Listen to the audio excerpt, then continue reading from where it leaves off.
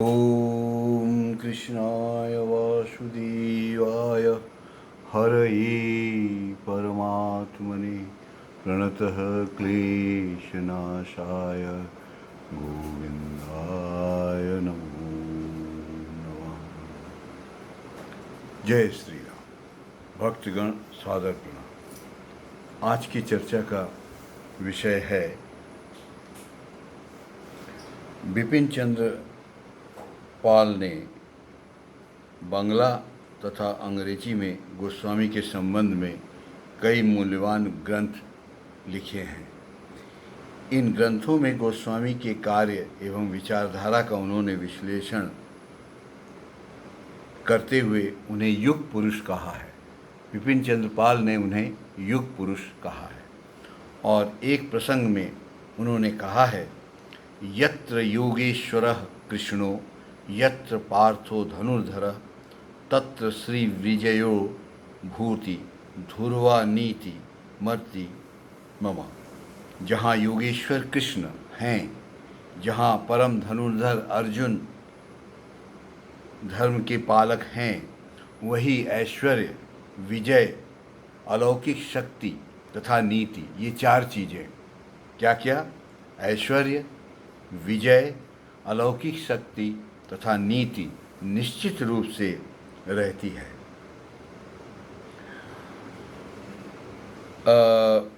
अर्थात इस युग के लोगों के अनुकूल विचार तथा साधन का पथ उन्होंने मानव कल्याण के लिए प्रदर्शित किया है। गोस्वामी जी ने मानव कल्याण के लिए पथ प्रदर्शित किया है। इन ग्रंथों से गोस्वामी जी के पास जो आश्वासन वाणी बिपिन चंद्र ने सुनी थी, उसका उल्लेख किया जा रहा है। गोस्वामी जी ने कहा था, कोई डर नहीं है, कोई चिंता न करे, समय होने पर सभी विघ्न और बाधाएं अपने आप हट जाएंगी। स्त्रियां जब प्रथम गर्भ धारण करती हैं, तब प्रसव कल्पना के बारे में सोचकर चिंतित हो जाती हैं, पर भगवान का ऐसा नियम है कि समय होने पर शरीर के सभी अंग प्रसव के अनुकूल हो जाते हैं। तब प्रसव कैसे हुआ, यह वे उस समय नहीं जान पाती। धर्म जीवन भी ऐसे ही होता है। मनुष्य अपने हृदय की दुर्बलता, अक्षमता एवं बाह्य प्रतिकूल अवस्थाओं को देखकर धर्म प्राप्ति कैसे होगी, यह सोच भी नहीं पाता, किंतु जब इष्ट प्राप्ति का समय हो जाता है, तब भगवत कृपा से सभी अवरोध, बाधा, विघ्न हट जाते हैं और भीतर बाहर सभी अवस्थाएं उसकी सिद्धि प्राप्ति के लिए अनुकूल हो उठती हैं। तब कैसे यह इष्ट लाभ हुआ जिसके लिए प्रार्थना की गई थी, वह प्राप्त हुआ, इसे वह समझ ही नहीं पाता। इस अघटन को होते हुए देखकर भगवान की अपार कृपा का निदर्शन प्राप्त कर भक्ति और कृतज्ञता से वह द्रवित हो उठता है। कोई भय नहीं है, चिंता नहीं, न करें, समय आने पर सारे विघ्न दूर हो जाएंगे। गोस्वामी जी का यह कथन सुन बिपिन चंद्र ने कहा था, गोस्वामी जी इन बातों को इस जीवन में कभी नहीं भूल सकूंगा। इतनी बड़ी आश्वासन वाणी अपने कानों से और कहीं मैंने नहीं सुनी है। लाल बाल पाल एक नाम भारत के स्वातंत्र्य संग्राम में अमर है। इनमें बिपिन चंद्र पाल अनन्यतम थे। प्रसंगवश उल्लेख किया जा सकता है कि लाला लाजपत राय बिपिन चंद्र से गोस्वामी जी की जीवनी एवं उपदेशों को सुनकर बहुत प्रभावित हुए थे। उस समय गोस्वामी जी नहीं थे, इस कारण उनके पुत्र योग जीवन गोस्वामी से उन्होंने अजपा साधन की दीक्षा ली थी। देश की सेवा निस्वार्थ लोगों से ही होती है। आध्यात्मिक साधना के बिना निस्वार्थ भावना कभी नहीं आ सकती। गीता के अंत में एक श्लोक है जहाँ कहा है कि यत्र योगेश्वरः कृष्णो यत्र पार्थो धनुर्धरः तत्र श्री विजयो भूति ध्रुवा नीतर्म तिमम। जहाँ योगेश्वर कृष्ण है अर्थात धर्म है और जहाँ परम धनुर्धर अर्जुन हैं अर्थात धर्म के पालक हैं, वहीं चार चीज़ें विद्यमान रहती हैं। क्या क्या? ऐश्वर्य, विजय, अलौकिक शक्ति तथा नीति निश्चित रूप से विद्यमान रहती हैं। एक बार रंगपुर में एक विशाल जनसभा में विपिन चंद्र ने 1 घंटे से अधिक ओजस्वी भाषण दिया। उनका भाषण काफ़ी हृदयस्पर्शी था। कुछ लोगों ने भाषण के बाद उनसे पूछा, आप साथ में रेफरेंस बुक या नोट्स न लाकर भी इतना विद्वतापूर्ण ओजस्वी भाषण कैसे देते हैं? विपिन चंद्र ने अपनी कमीज की जेब से गोस्वामी जी का एक छोटा चित्र निकालकर प्रणाम किया और कहा, यही मेरी रेफरेंस बुक है और नोट्स हैं।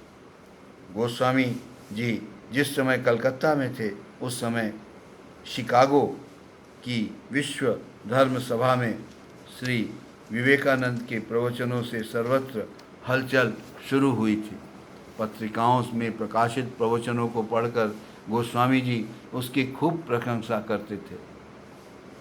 इसी संदर्भ में वे श्री राम कृष्ण देव के संबंध में अपने अनुभव भी कहा करते थे। इन्हीं दिनों शांतिपुर में पुजारी की असावधानी से श्याम सुंदर जी की मूर्ति खंडित हो गई। उसने इस बात की चर्चा किसी से नहीं की। इधर श्याम सुंदर जी ने स्वयं एक दिन गोस्वामी जी से पूरी घटना कह दी। कुछ भक्तों सहित गोस्वामी जी ट्रेन द्वारा राणाघाट स्टेशन से आकर वहाँ से पैदल ही आधी रात के समय अचानक शांतिपुर पहुँचे। पुजारी से पूछने पर उसने अपनी भूल स्वीकार कर क्षमा मांगी। सुबह मंदिर में श्री विग्रह को खंडित देखकर सब आश्चर्य में पड़ गए। गोस्वामी जी ने नई मूर्ति बनवाकर शास्त्र विधि के अनुसार उसकी प्राण प्रतिष्ठा की। पुरानी मूर्ति गंगा जी में विसर्जित की गई। प्रतिष्ठा के समय गोस्वामी जी ने कहा था कि नई मूर्ति लाते ही उन्होंने उनके आनंदमय रूप को प्रत्यक्ष किया।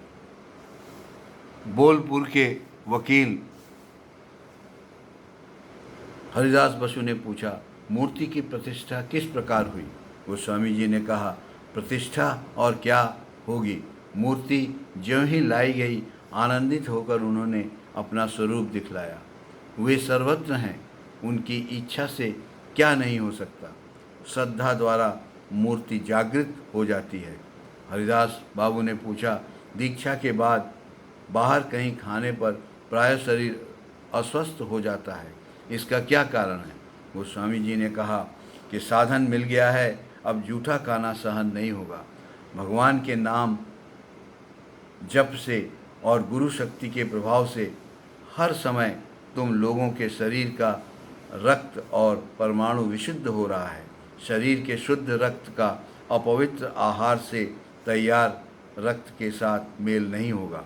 जूठा खाने पर वमन या उदर पीड़ा होगी। यदि ऐसा न हो तो इस आहार से बने रक्त से ज्वर होगा और जब तक यह अपवित्र रक्त विशुद्ध न हो जाए शरीर अस्वस्थ रहेगा। गुरु शक्ति के बल पर जिनके शरीर का रक्त विशुद्ध नहीं हुआ है उन्हें झूठा भोजन सहन हो जाता है, पर ऐसे भोजन से गुरु शक्ति म्लान हो जाती है।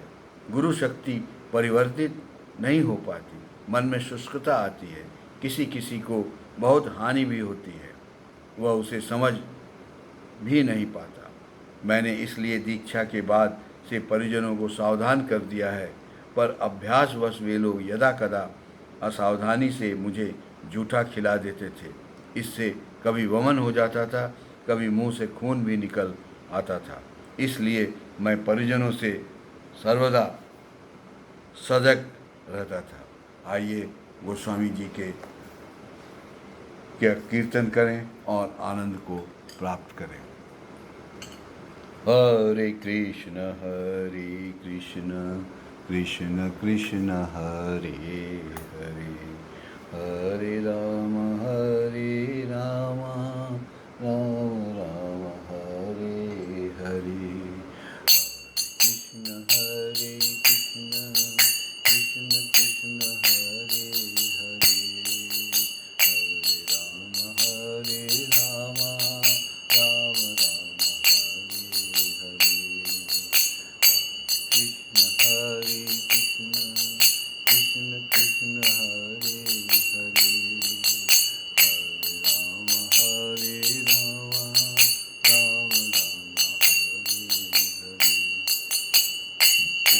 कृष्ण हरे कृष्ण कृष्ण कृष्ण हरे हरे, हरे राम राम राम हरे हरे।